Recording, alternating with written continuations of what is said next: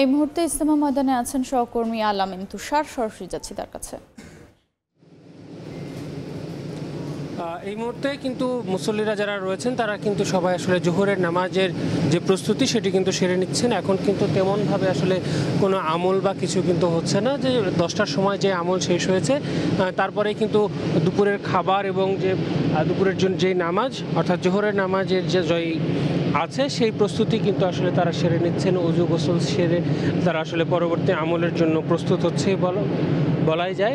যেমনটা বলছিলাম যে জোহরের এই নামাজের পরে কিন্তু আরব থেকে যারা আসলে মুরব্বীরা এসেছেন তারা কিন্তু বয়ান করবেন, আমরা যেমনটা জানতে পেরেছি আরবের মেহমানরা বয়ান করবেন এবং সেই বয়ান বাংলায় তর্জমা করে শোনাবেন মাওলানা মোস্তফা খলিল।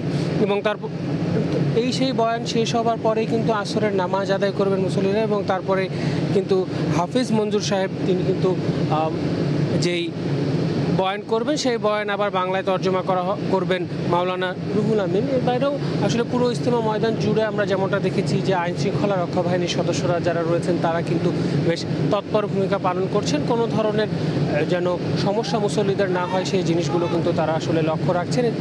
যেহেতু তুরাগ নদের তীরেই এই জায়গাটি, সেখান থেকে নৌ পুলিশ তাদের জায়গায় কাজ করছে, সেনাবাহিনীকে আমরা কাজ করতে দেখেছি, র্যাব কিন্তু ড্রোন ক্যামেরার মাধ্যমে সার্ভেলেন্স করছে।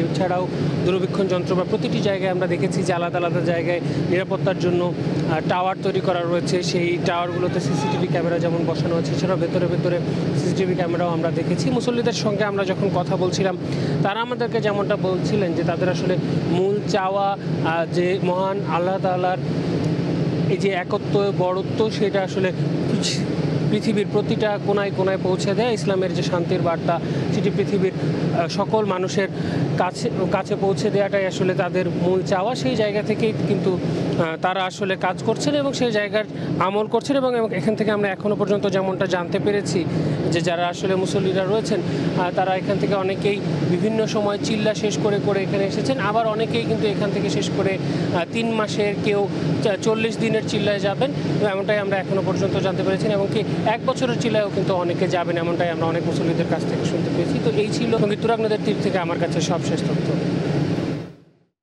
সরাসরি যুক্ত ছিলাম টঙ্গীর ইজতেমা ময়দানে।